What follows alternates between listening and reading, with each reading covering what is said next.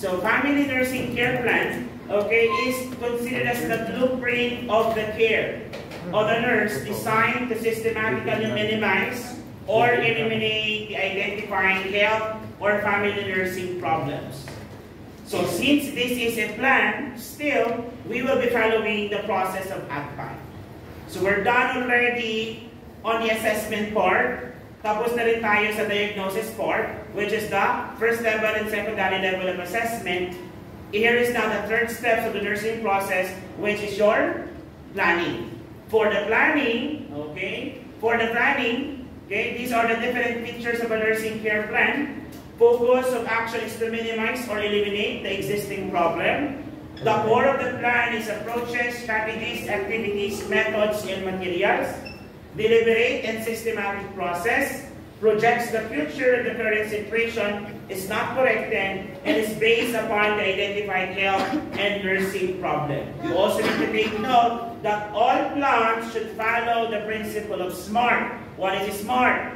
It has to be simple, measurable, attainable, realistic, and time-bound. Okay? So that's the same thing kung paano kayo gumawa ng inyong NCP.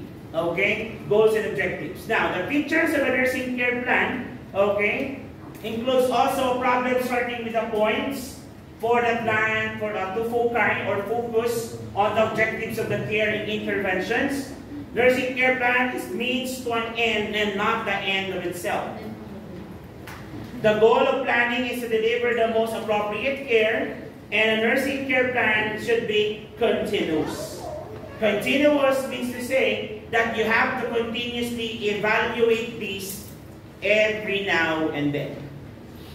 Now, what are the desirable qualities of a nursing care plan? These are the qualities that we want to see in an NCP. It should be based on a clear, explicit definition of the problem. Is the problem really existing? Where should you base the problem? On the identified data.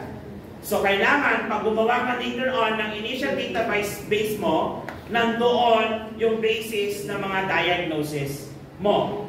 Should be realistic.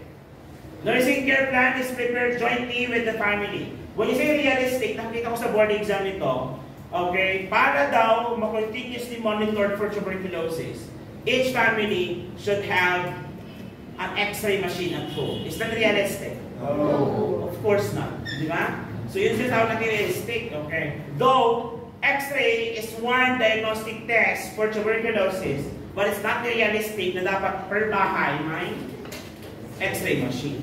Kasi hindi naman po lahat, unang-una marunong mag-operate. At the same time, continuous exposure with X-ray is also bad for your health. Clear? Yes, because that is radiation. Nursing care is prepared jointly with the family. Meaning, once you identify the information, okay, from the family, at mag-start na ma-identify ng problema, you have to go back to the family and ask, ma'am, nanggaling po dito kahapon. Pinag-aralan mo lahat ng data na meron tayo. At ito yung manakuha kong data.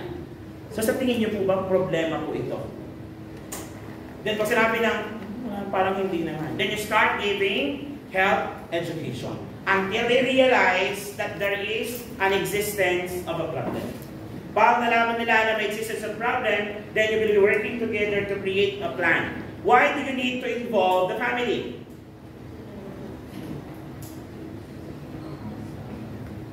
Because whose problem it is? So sino ba dapat ang gagawa ng solusyon? It's them. So ibig sabihin, even though as a nurse, you identify that there is already an existence of the problem, still you will not prioritize fixing the problem for them. Why? Because our goal is for them to become independent. Ayaw niya natin na sila ay nakaasa na lang sa outside resources. Like for example, ayuda. Ayuda is the worst form of organizational health, or ayun yung tawag nating mobilizational health.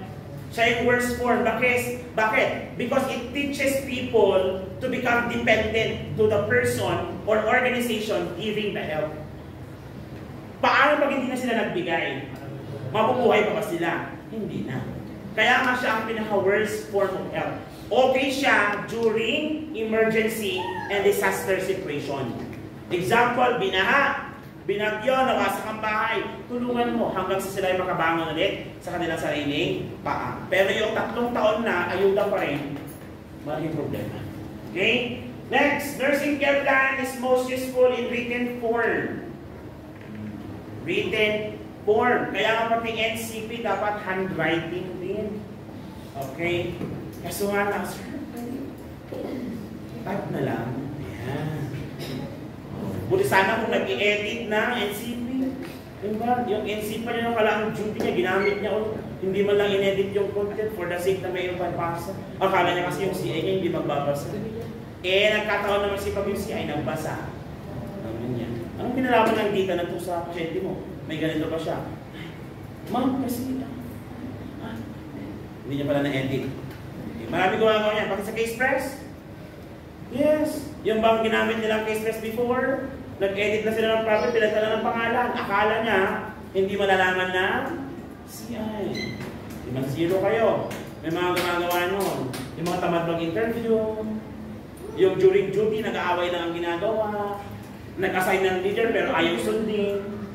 Ikaw ang leader. O sige, ako leader. O sige, ikaw ang mag-interview, ikaw yung part na ito, ikaw gumawa na to. Ba't niya ako? Assign ka pa ng leader, ayaw naman palang sumunod. Di ba? A good leader knows how to delegate. Kaya ang leader talaga walang ginagawa. Kaya kapag nag-assign ka ng leader, huwag mo expect na siya ang gagawa. Kasi a leader will delegate and will supervise the delegation lang. Yung problema, nung nag-assign kayo, may mga group pa na kung sino yung pinaka-timid, yung pinaka-nonchalant sa grupo, yung pinaka-mahiyain at medyo slow, siya yung i-elect nilang leader. Sa kanila tatawanan kapag mali-mali ang ginagawa. May mga ganyan. Mga bata. Importance of planning. Individualizes care to clients. It helps setting priorities by providing information about the client. It promotes systematic communication among those involved, continuity of care, and it facilitates the coordination of care by making known to other peoples and members. So that is the importance of planning care. Another one, steps in developing family nursing care plan. Number 1, prioritize the conditions or problem. So after assessment, you prioritize which problem should be prioritized. In terms of prioritization, okay, ano gawin natin dito? Computation. So using the 4 criteria. Nilagyan nyo na to. What are the 4 criteria? Nature of modifiability of the problem, preventive potential, and salience. Salience is the perception of the family. Tama ba? Yes, perception of the family. What the nature of the problem is, you identify its wellness, deficit, threat, or foreseeable crisis. The modifiability, i-modify mo siya according to not modifiable, partially modifiable, and fully modifiable. Then you have your preventive potential. Ano to? Ano yung mga levels natin sa 1? Low, preventable, moderately preventable, and highly preventable. Tama ba? Yes, it corresponds to different scores. Each criteria corresponds an actual weight. That's nature of the problem. 1, modifiability of the problem. 2, preventive potential. 1, salience. 1, making modifiability of the problem has the highest number and is the most important criteria. Clear tayo? Yes. Bakit? Because if the problem is non-modifiable, wala ka nang magagawa doon. Example, yung kanyang sakit inborn. Pinanganak siya na meron ng cerebral palsy. Can you do something to change it? Wala. Because the condition is non-modifiable. Binibigyan natin siya ng low score in terms of modifiability kasi nga, ang ating magagawa sa bagay na pinanganak kang meron. Okay? You cannot change the course of life simply because you want to. Lalo kapag ito ay already decided. Decided by whom? Of course, by the higher being. Okay. Depende na lang kung sino pinaniniwalaan mo. higher being. Kung ang higher being mo ay ipis, wala nang problema doon. Because you're entitled to your own being. Clear? Yes. The goals and objectives should be created, okay, based on the prioritized problems. Then the plan of intervention should be there, and the plan for evaluating care. Okay, so I have discussed this already, the prioritization of health problem in one of my videos. Let's just get a rundown of this, a process of ranking the identified health problem based on the scale for ranking health conditions. With regards to this one, it uses 4 criteria, as I have mentioned earlier: the nature of the problem, modifiability of the problem, preventive potential, and the serious. So nature of the problem is the wellness, deficit, threat, and foreseeable crisis. Not modifiable, partially modifiable, and fully modifiable, low, moderate, and highly preventable. That's what? Not perceived by the family, perceived but not considered immediate interventions, perceived by the family, and provided immediate interventions. Isn't it? Yes, that's zero scores, 0, 1, 2. Dito naman ay 1, 2, 3, 0, 1, 2. Then ito, 1, 2, 3, 3. Tama po ba? Yes. Madali lang. Very basic. Madami yan sa exams. Okay.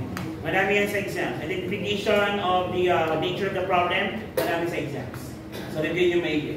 Okay? Nature of the problem, na-discuss natin kanina yan. So the biggest weight is given to the wellness state because of the premium of client's effort, and the same weight is assigned to the health deficit because it senses the clinical urgency of the condition. Now, if you're going to choose between the wellness condition and the health deficit, you would prioritize health deficit. Why? Kasi actual problem siya. Okay? Actual problem. Of course, foreseeable crisis is the least, okay, priority because it has the lowest weight. So, modifiability of the problem, the probability of success, enhancing the wellness state. Okay, modifiability of the problem uses different factors in order to identify kung siya ba ay full and not modifiable, partially, or fully modifiable. If none of the factors were met, ibig sabihin, walang resources si family, walang resources si nurse, walang resources si community, bago yung sakit, ang tawag doon is zero factor that is not modifiable. During the early stage of COVID-19, okay, considered po siya partially modifiable lang. Actually, during the first few months or weeks, non-modifiable siya. Kasi nga, bago yung sakit, walang bakuna, nag-develop pa lang ng test. So, wala kayong resources in terms. Okay, though may resources tayo ng health worker, but the health worker are blanks. Ibig sabihin, wala silang ka-idea kung ano ang gagawin. Partially modifiable lang siya. Clear. Pero, kung may community health resources naman kayo, may health center, available yung gamot sa health center, meron ng knowledge kasi hindi naman luma yung sakit, okay? Si nurse ay idea sa sakit, si family lang kasi wala namang mag-aalaga, wala namang magbabantay. So, partially modifiable pa rin yun. Ibig sabihin, pag walang na-mix sa factor na to, not modifiable. At least one factor is missing and the rest are present, that's partially modifiable. If all are met, that's fully modifiable. Clear? May resources siya, may resources siya, may resources siya. Yung sakit, hindi naman bago. Luma naman siya sakit. Pwede i-manage. That's it. Fully modifiable. Are we clear? Yes. Objective naman natin, or for preventive potential, I mean. Okay, preventive potential, the actual score is 1. The nature and magnitude of the future problems that can be minimized or totally prevented. Example here is the gravity, severity, duration, current management, and exposure to any risk or vulnerable. Ibig sabihin nito, if one of the factors were present, okay, and the rest are none, low preventable. Okay, pag sobrang lala ng condition, malamang low preventable. Hindi siya pwedeng highly preventable. Okay? Duration of the problem, pag sobrang tagal na, chronic na siya, hindi na siya highly preventable. Partially or low preventable. Okay? Actually, depend naman yan sa iyong assumption because in the actual setting, you will need to make a justification. Bakit siya partially, bakit siya fully, bakit siya low, bakit siya moderate, bakit siya high. Then you would present these factors. Okay? Then salience is the perception of the family. This is different from social concern. Social concern is the perception of the community. While salience is the perception of the family. So this includes naman the ranking, okay? Wellness, deficit, health threat, 3, 3, 2, 1, actual weight is 1, modifiability, not partially and easily modifiable, 2, 1, 0, actual weight is 2. Okay? So preventive potential, high, moderate, and low, 3 to 1, actual rate is 1. Condition problems needing immediate attention, a condition or problem not needing immediate attention, and not perceived, that's 2, 1, 0, respectively, with an actual rate of 1. So it was discussed to you with the video. Okay, scoring and criteria, this is how you're going to do it. Determine the score per criterion. Then divide the score by the highest possible score. Then the category, multiply it by the weighted criterion, and get the sum of all the scores. Then rank over score in each nursing problems. Then rank the over score of each nursing problems. And the nursing problem with the highest number is the first priority problem. Ibig sabihin, when you're visiting the family, you will need to identify at least 10 problems.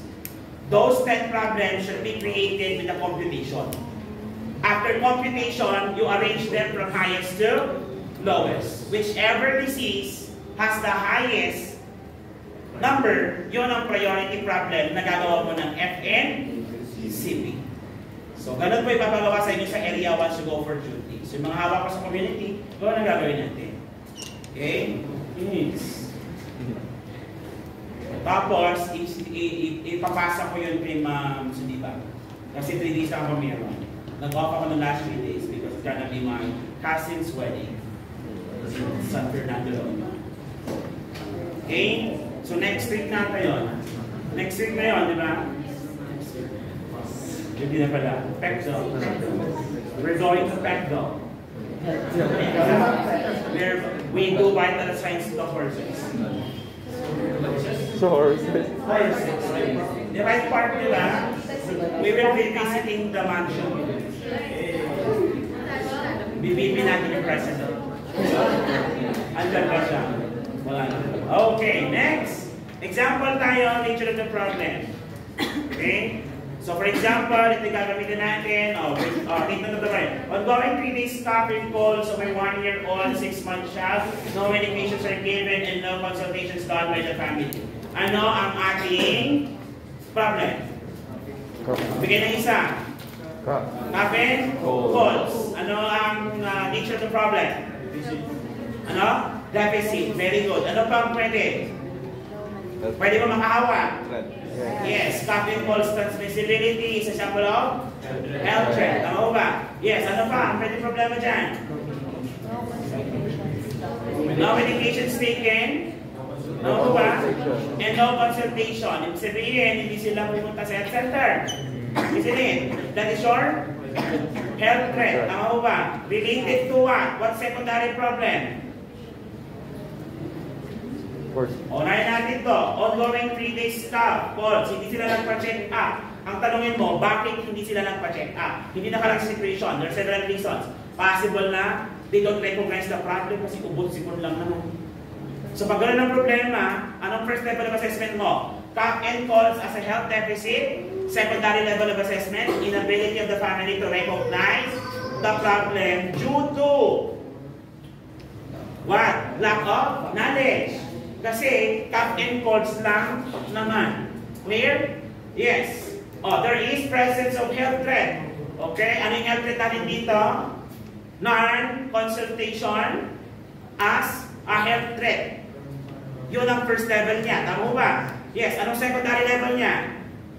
Failure to utilize. Sir, pwede ba kung magkaroon ng more than one secondary level of assessment? Yes. Depende sa kung ano ang dahilan ng main problem nila. Are we clear? For example, yung main problem nila, hindi na-recognize kasi may lack of knowledge. Okay? Then, hindi sila makapagbigay ng decision kasi may lack of knowledge. So, ibig sabihin, ang problema ko talaga is the lack of knowledge. So, anong focus ng goal mo? Improvement of knowledge. So, anong focus ng intervention mo? Health education. May kasi na? Yes. So, basically, the first level of assessment is the actual problem na nakita mo sa family. Ngayon, hanapin mo kung ano nga ba ang rason kung bakit meron siya itong problema. Yun ang secondary level of assessment. Meron pa siyang inability. In each of the inability, may specific reasons. What is the reason? Kulang ba sa pera? Lack of time? Lack of resources? Lack of knowledge? Yun ang ilagay mong reason. For example, non-consultation of captain calls as a health threat. First level of assessment. Clear? Yes. Secondary level of assessment is inability to recognize the problem. Due to, kasi kubulang ng lack of knowledge. So anong goal mo? The goal is to improve. Okay, the goal is at the end of the nursing intervention, the family will be able to improve knowledge regarding the disease cough and colds. Objective mo, specifically on, yun ang objective mo. Number 1, okay, the description of cough and colds. Number 2, the transmissibility of cough and colds. So, i-enumerate mo yun isa-isa. At yung objective na yun na din ang magiging criteria mo for evaluation. If all the objectives were met, the goal is met. Clear? If one or more of the goals or objectives were not met and some were met, partially met. If no goals were met, yun ang nakalagay sa evaluation. Clear? Okay, yung format, I'll be sending a video for that. Okay, kasi may final activity kayo sa akin for video. Okay? Members of the family with a history of tuberculosis. So, kung mag-compute tayo dyan, compute natin. Compute tayo, 3 days. For example, okay, cough and colds as a health threat, health deficit. So, anong ating score? Anong nature of the problem? Health deficit. Tama ba? Anong score? 3. So, ilalagay mo dyan, 3. So, the score is 3 over the highest score on the particular criteria, which is 3 times the actual weight. Anong weight ng nature of the problem? 1. So, 3 divided by 3 times 1 equals to 1. So, ilalagay mo dito sa 1. Ngayon, sa justification, ilalagay mo, bakit siya health threat? It is a health threat because cough and colds is an actual illness or disease. Clear? Okay? Non-compliance or non-consultation, okay? Non-consultation as a health threat is an example of health threat because without consultation, patient may suffer from possible complications, making a non-consultation as a risk factor. Clear? Maliwanag po ba? Yes, okay? So please bear with me kasi nga, nawala tayo ng 2 days. That's why I'm trying to rush up everything. Modifiability, check mo yon. All the factors were met. May available resources, available knowledge, available resources to family, available resources to community. So anong aking interpretation sa modifiability? 2. 2 over 2 times 1. Actual rate, 2. 2 over 2 times 2 is equals to 1. 2. 2 over 2 is 2.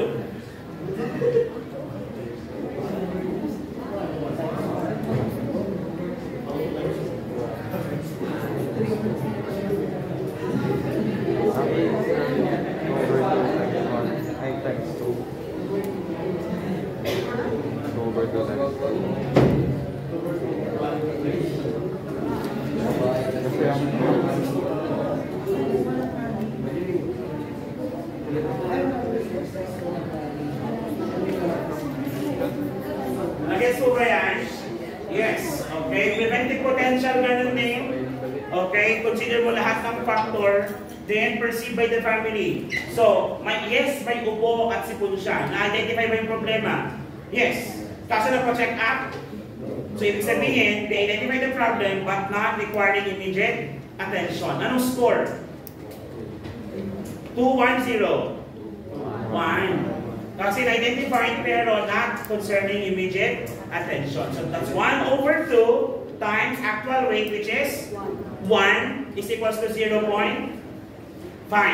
I-add mo lahat ng score, the final score, lahat ng sakit na identify mo, gawin mo yung computation, whichever problem has the highest number, siya ang priority problem mo. For example, sabi ng CI, among the top 10 ng list mo ng problem, after computation, ang na-identify mo ng highest score is, highest score is itong yun ang gawin mo ng FNCP. For example, out of the 10 problem, the top 2 problem ang gawin mo ng FNCP. And that is your requirement.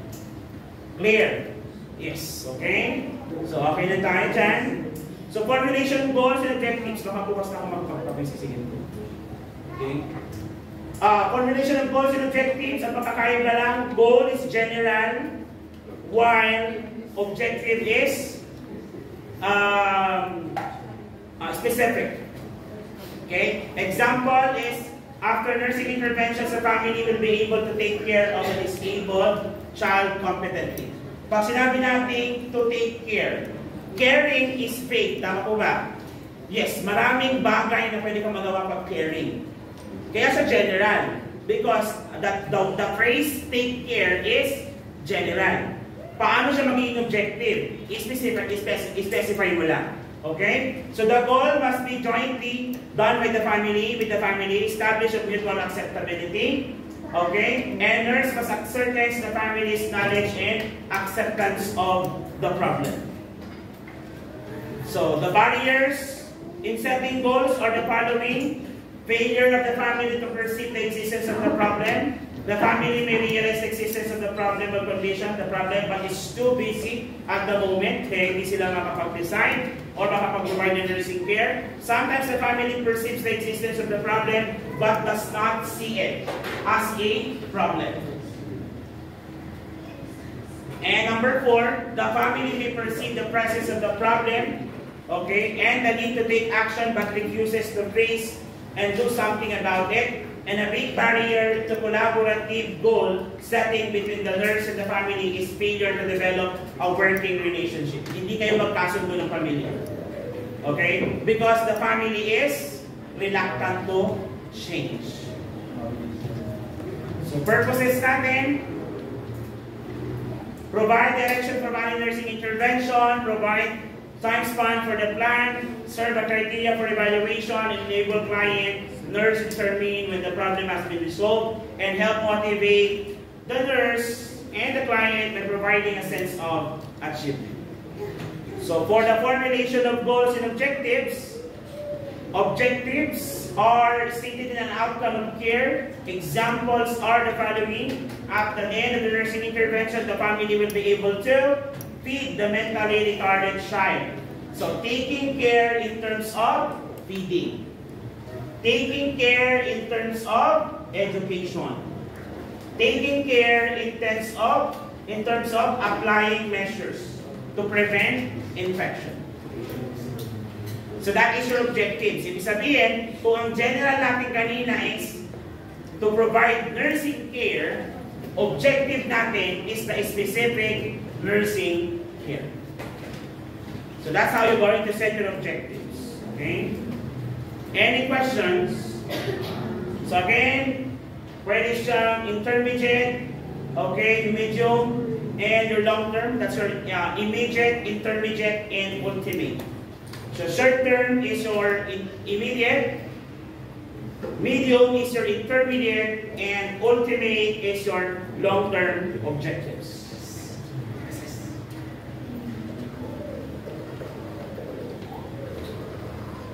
So examples of objectives, the sick member will take drugs accurately as to dose, frequency, duration, and drug combination. Medium term is all members have medical check-up, laboratory confirmation to diagnose malaria, and long term, all members will carry out mosquito vector control measures. That is considered long term because the problem that we're trying to solve will not be resolved immediately. So that is your objectives. Example of your objectives. Do you have any questions?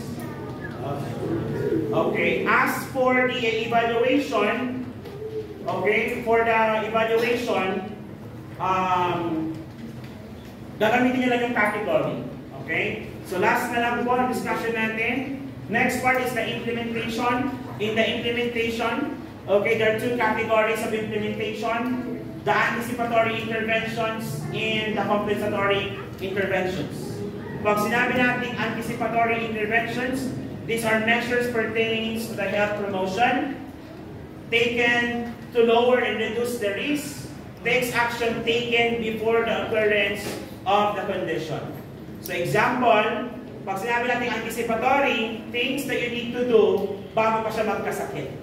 So it's more on preventive and promotive aspects of care. Examples of your anticipatory are the following: promoting healthy lifestyle, removing accident hazards, immunizing elderly, ensuring the safety of water supply, proper garbage disposal, and community health education. So anything that would promote health and prevent disease is anticipatory by nature. From the word itself, anticipate, meaning you look to the future.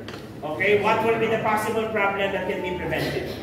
And the last one, compensatory, are measures that are taken when particular unwanted adverse or disable outcome relating to health was not prevented. Nagkasakit ka na. The objective of compensatory intervention measures is to effectively cope with undesirable health situation. So example of this, okay, compensatory interventions are the following: treatment, diagnose disease, rehabilitation of post-stroke patient, measures to hold, stop an epidemic, and organizing support system, okay, organizing a support system. So vaccination during epidemic is one. So vaccination or immunization in general is anticipatory. There. But vaccination during an actual epidemic is an example of compensatory. Because the problem is already existing. Ayaw mo lang siyang lumala. Pero kung walang pandemic, tas tuloy-tuloy ang bakuna, ang tawag doon, anticipatory. Because the problem is still non-existing. Clear? Any question? Clarification? Violent reaction? Wala. Okay? So that would be included